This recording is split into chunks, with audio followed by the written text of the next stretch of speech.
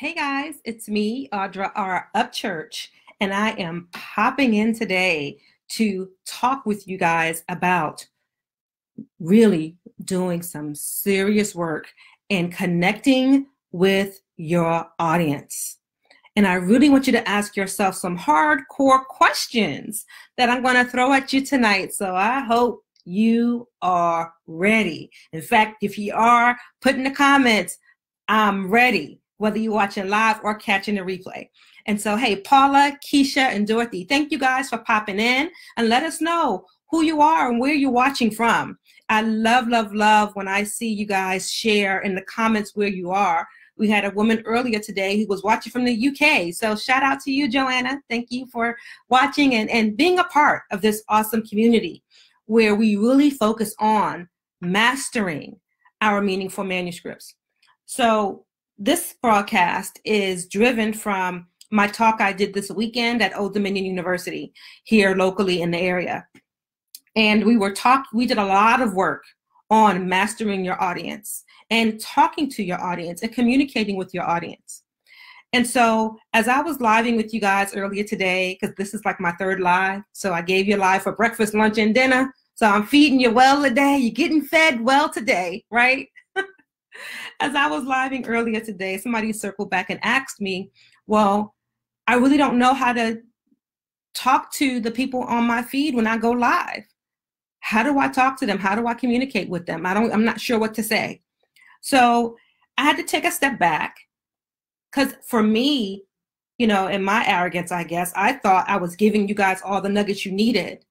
But to be honest, I had to take a step back and say, okay, Audra, no, you can't break this down a little further, especially understanding that a lot of you are new or aspiring authors. Some of this stuff can seem so techy and overwhelming. And I don't want you to not take action because you feel overwhelmed. So I wanted to step back and ask you some questions to have you think about when you go live, how you can have the greatest impact.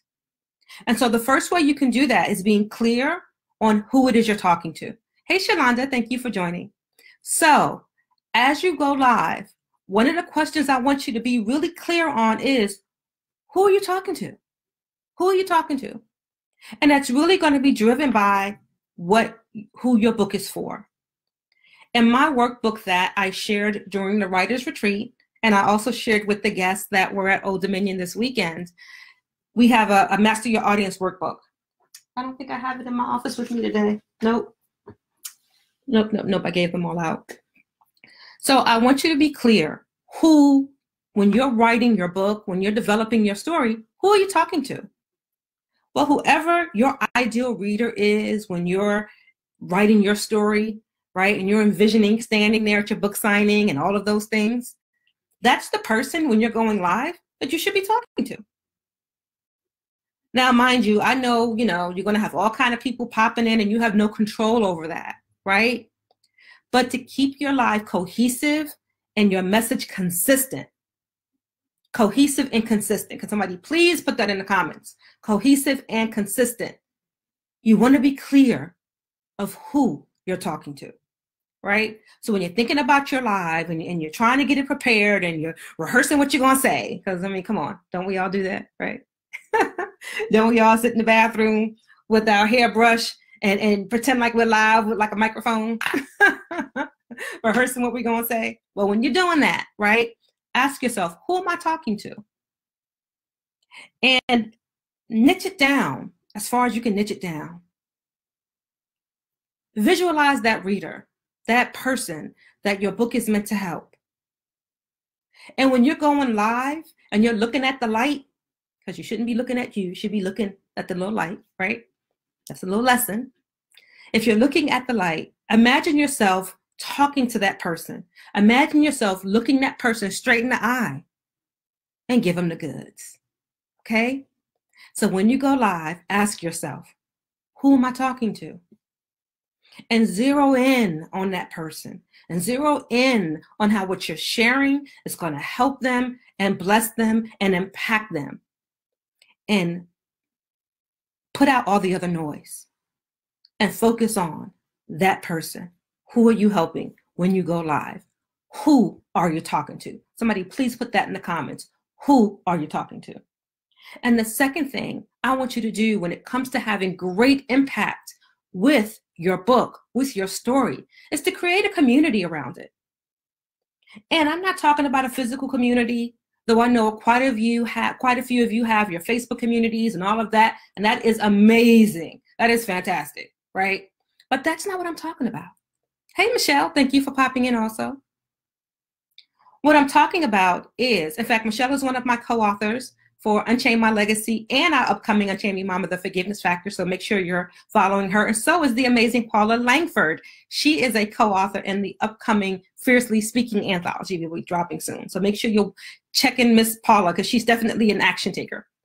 So while you want to create a community behind your book physically on Facebook, and that's awesome, right? That's good stuff. But when I say create a community, I mean create a movement behind your book. Yeah. Hey, Tammy, thank you for joining. When I mean create a movement, people will follow a movement. They will follow a community.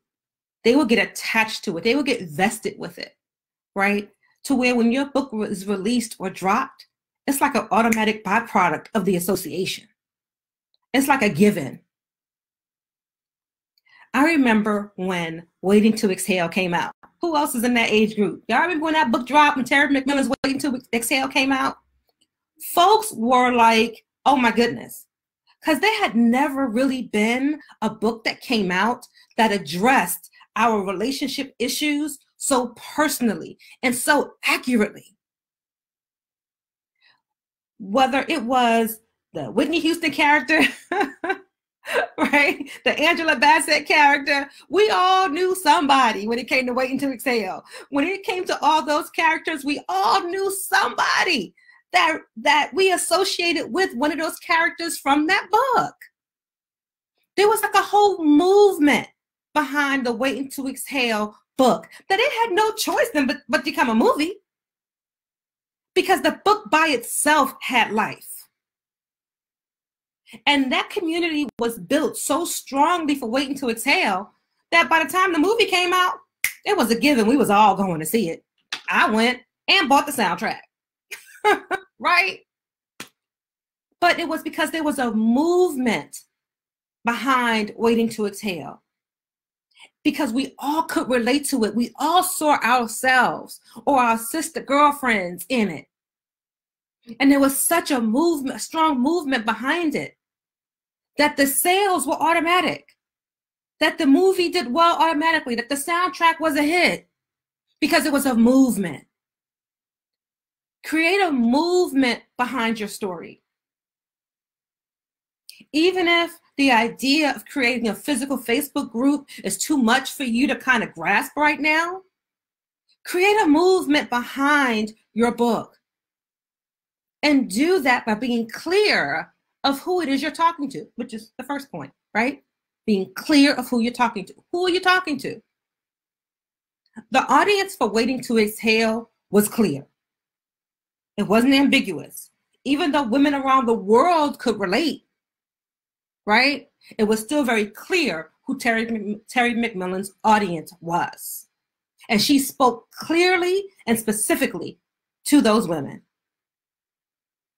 thus creating a movement. So who are you talking to? Are you willing to create a movement?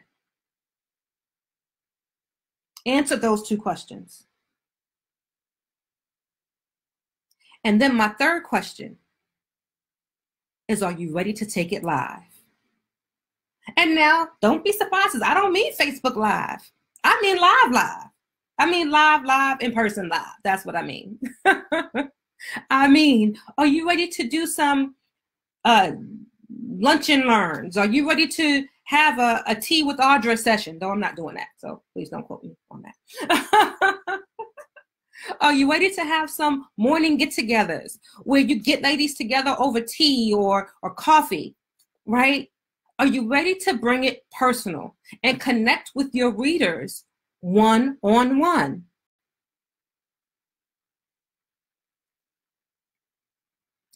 Michelle says, Savannah, that was me. Girl, right? Hey, Tammy, thank you for joining. Tammy Morrison is one of our co-authors from Unchain Your Mama, our first edition of the book. Please make sure you're following Tammy and all her awesomeness, showing up from the West Coast. Love it, love it, love it. So yes, make sure you bring it live. You know, we have all this social media available to us, and y'all know I'm a big supporter of going live and the social media aspect. Huge supporter of it. But let's also not forget the human human element of connecting in person. We are all living, breathing beings. And it is something about getting together in person that bonds us. And what better way than to build a community than by getting together live with your readers? You don't even have to call it a quote unquote book signing, right? Because I mean, sometimes the title book signing can kind of have a negative connotation to it for people because they have a preconceived idea versus getting together to have brunch in a book. Oh, I like that. Brunch in a book. Man, hold on, let me write that down. Let me call my lawyer. Where Tony Moore at? Somebody tag Tony Moore. Brunch and a book. I love that. Where you can get together with your tribe and have brunch and a book. And they can pay a fee to be a part, and the fee will include their book. And you guys can have a nice talk over it. And that can be easily facilitated once you have a community built around it, once you have momentum around your book. So ask yourself, who are you talking to? Who are you talking to, right? Are you willing to create a community? And if so, are you ready to go live? Are you ready to let them connect with you in person and solidify your tribe? All of these things will help to facilitate your ongoing growth in spiraling the sales of your book. You want those sales to keep going and to allow them to flow. Allow them to flow. But for that to happen, you're going to have to take some different actions and get out of your comfort zone, get from behind your computer, and ask yourself some serious questions.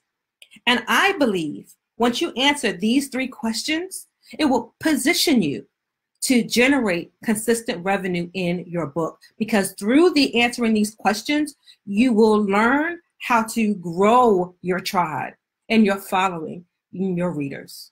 So that when your book is released, you're not just trying to sell books, you're establishing readers.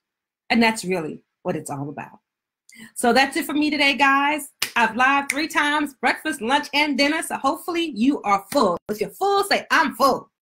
And tune in tomorrow because I am on a roll this week with these lives because I recognize how important it is for you to generate money with your book. You've invested, you've put in the time, you've sacrificed, you've put your heart on paper, and it's time for you to reap the benefits of it. But it's going to require some action on your part. So get ready. Let's get ready to work. Love you guys.